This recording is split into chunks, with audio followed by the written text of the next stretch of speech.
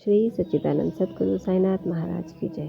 श्री साई सच्चरित्र अध्याय 18-19 भाग 7 निंदा संबंधी उपदेश।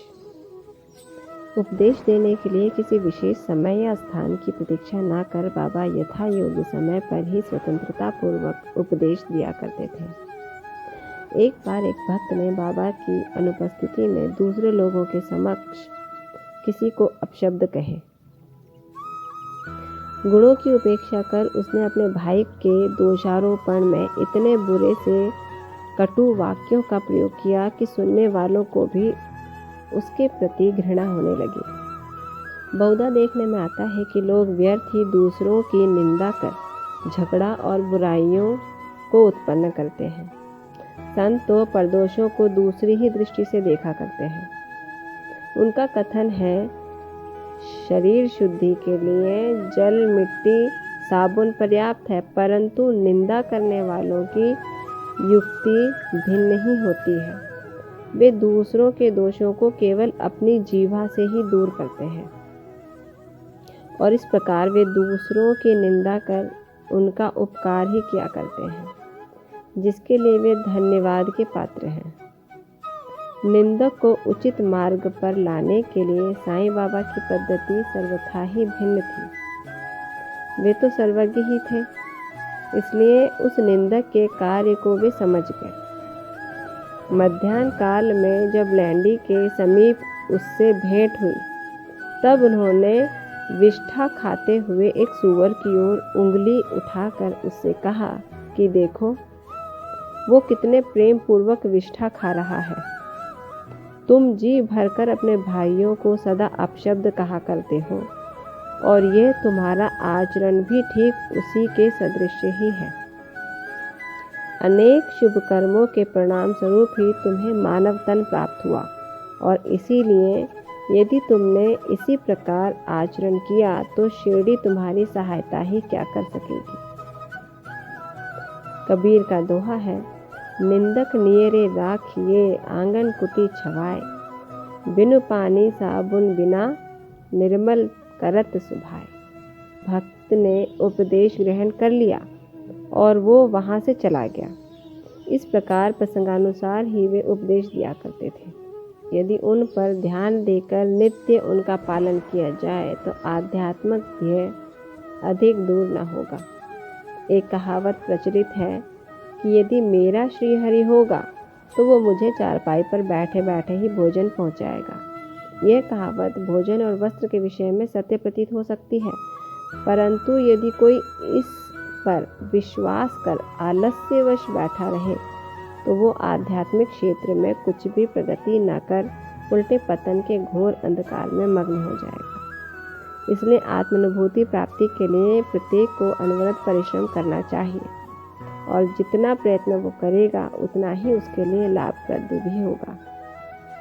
बाबा ने कहा कि मैं तो सर्वव्यापी हूँ और विश्व के समस्त भूतों तथा चराचर में व्याप्त रहकर भी अनंत हूँ।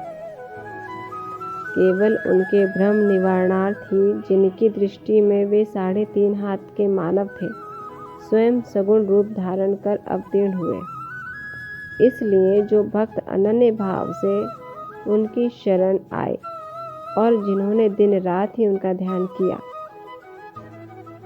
उन्हें उनसे अभिन्नता प्राप्त हुई। जिस प्रकार की माधुर्य और मिश्री लहर समुद्र तथा नेत्र और कांति में अभिन्नता हुआ करती है, जो आवागमन के चक्र से मुक्त होना चाहें वे शांत और स्थिर होकर अपना धार्मिक जीवन व्यतीत करें।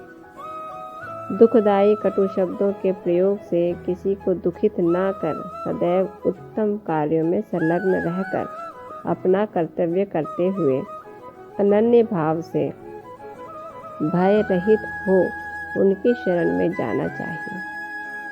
जो पूर्ण विश्वास से उनकी लीलाओं का श्रवण कर उनका मनन करेगा तथा अन्य वस्तुओं की चिंता त्याग देगा, उसे निस्संदेह ही आत्मानुभूति की प्राप्ति होगी। उन्होंने अनेकों से नाम का जप कर अपनी शरण में आने को कहा। जो यह जानने को उत्सुक थे कि मैं कौन हूँ, बाबा ने उन्हें भी लीलाएं श्रवण और मनन करने का परामर्श दिया।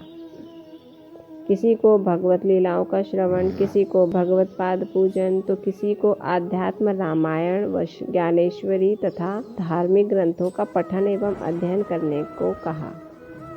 अनेकों को अपने चरणों के समीप ही रखकर बहुतों को खंडोबा के मंदिर में भेजा तथा अनेकों को विष्णु सहस्त्र नाम का जप करने व छंदोग्य उपनिषद तथा गीतों का अध्ययन करने को कहा।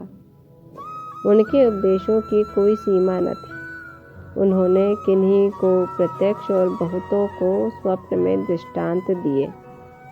एक बार वे एक मदिरा सेवी के स्वप्न में प्रकट होकर उसकी छाती पर चढ़ गए और जब उसने मद्यपान त्यागने की शपथ खाई तभी उसे छोड़ा। किसी किसी को तो मंत्रों जैसे गुरुर ब्रह्मा आदि का अर्थ स्वप्न में समझाया तथा कुछ हठयोगियों को हठयोग छोड़ने की राय देकर चुपचाप बैठे धैर्य रखने को कहा। उनके सुगम पथ और विधि का वर्णन ही असंभव है। साधारण सांसारिक व्यवहारों में उन्होंने अपने आचरण द्वारा ऐसे अनेकों उदाहरण प्रस्तुत किए जिनमें से एक यहाँ नीचे दिए जाता है। ये उदाहरण अगले अंश में अध्ययन होगा। परिश्रम के लिए मजदूरी। तब तक ओम साई राम। बाबा आप सब पर कृपा रखें, आपको आशीर्वाद दें, कष्टों से दूर रखें। ओम साई राम।